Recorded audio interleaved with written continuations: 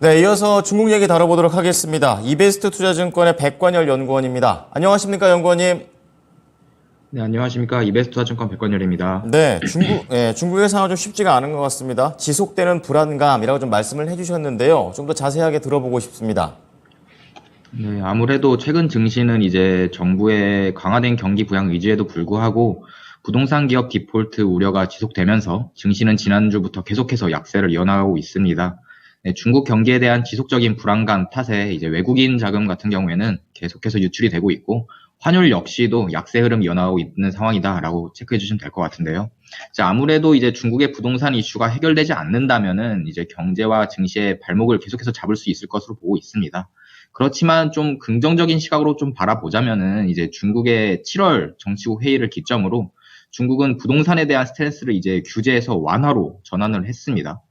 또 이제 중국 같은 경우에는 9월과 10월이 정통적으로 좀 부동산을 비롯한 주요 산업의 성수기에 이제 돌입이 되는데 이 시기가 이제 지금의 이제 위험들을 좀 극복할 수 있는 이제 하반기에서 좀 중요한 시기가 되지 않을까라고 보고 있고요.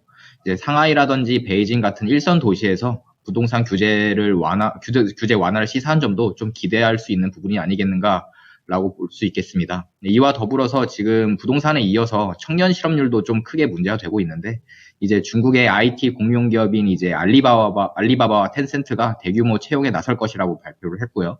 상하이시 정부 역시도 청년을 채용한 기업에게 1인당 2,000위안 정도 보조금을 지원한다고 발표를 했습니다. 네, 결론적으로는 이제 현 시점에서는 이제 중국에 대한 좀 눈높이가 좀 낮아지는 건 사실일 것 같습니다. 다만 이제 중국 정부의 경기 부양 의지가 어찌됐든 계속해서 확인이 되는 상황에서는 이제 중국의 구체적으로 어떠한 부양책을 펼치면서 리스크를 대응해 나가는지 특히 이제 부동산에 대한 정책 변화를 좀 모니터링 해야 되는 게 가장 중요할 것 같다라고 체크해 주시면 될 것 같습니다. 네, 집안 단속을 하기 위해서 예전에는 돈을 뭐 많이 썼다라면 요즘은 약간 보면서 차근차근 대응하는 것을 하는 것 같습니다. 자, 그렇기 때문에 불안감이 싹 한번 씻어지는 부분은 없는 것 같아요. 자, 이어서 그러면 한국 투자자들이 봐야 될 중국 이슈들 어떤 게 있을까요?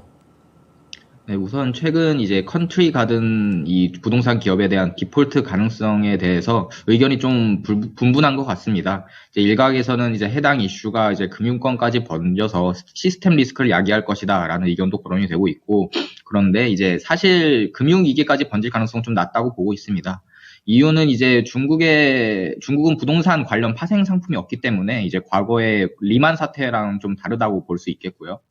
그리고 또 이제 컨트리 가든은 이제 헝다그룹 사태 때와도 좀 다르게 보고 있습니다. 물론 이제 중국 정부가 2020년에 이제 부동산에 대한 세 가지 레드라인을 발표를 통해서 규제 강도를 높였지만 이것 때문에 이제 중국 부동산 기업들이 위기에 빠진 건 사실이지만 헝다 같은 경우에는 부동산 외에도 자동차 사업이라든지 여타 사업부를 이제 문어발식으로 확장을 하다 보니까 정부가 제시한 세 가지 레드라인 기준을 다 충족하지 못했던 한편 이제 이 컨트리 가든 같은 경우에는 정부의 조건들을 거의 다 충족했던 우수했던 기업이었습니다.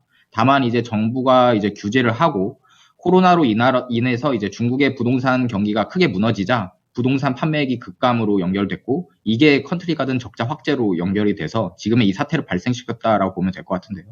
어찌됐든 이제 이 이자 상환에 대한 30일간의 유예 기간이 정해졌는데 이제 정부의 부동산에 대한 스탠스가 이제 규제가 아닌 완화로 전환된 시점에서는 이제 대출 제한 완화 같은 정부의 조력을 좀 기대해 볼 수 있겠고요.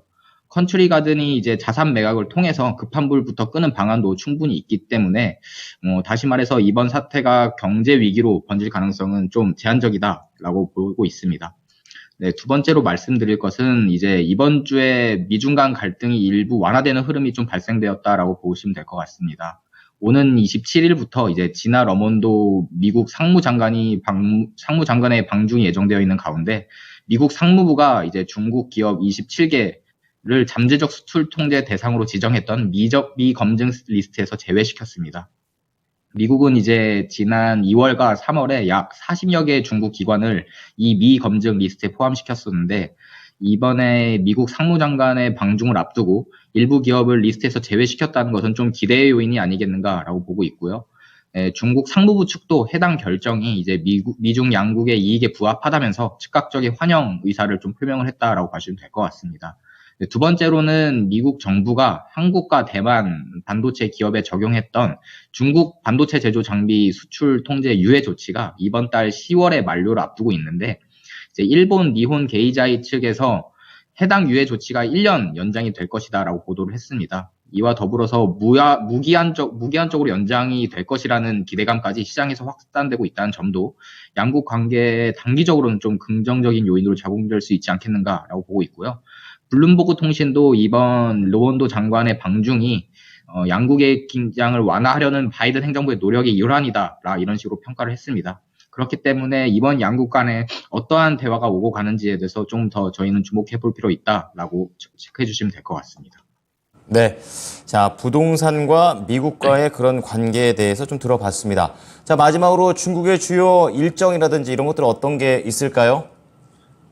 네, 이제 앞서 말씀드렸다시피 27일에 이제 미국 상부장관의 방중이 예정이 되어 있고, 지표 같은 경우에는 27일에 산업재 기업 이익이 있고, 31일에 이제 8월 제조업 PMI가 발표 예정입니다. 네, 지난번에도 말씀드렸지만 이제 경기 부양책이 경제 지표에 반영되기까지는 시차가 어느 정도 있기 때문에 이를 감안했을 때는 좀 큰 반등은 좀 제한적일 것이라고 보고 있고요. 8월보다는 아무래도 산업 성수기인 그리고 장기 연휴가 있는 9월과 10월에 조금 더 저희는 기대해 볼 수 있겠지 않겠는가라고 체크해 주시면 될 것 같습니다. 네, 이상입니다. 네. 내용들 잘 확인해 보겠습니다. 감사합니다, 연구원님. 네, 감사합니다. 네. 나우차이나는요, 오늘 이베스트 투자증권의 백관열 연구원의 분석을 들어보셨습니다.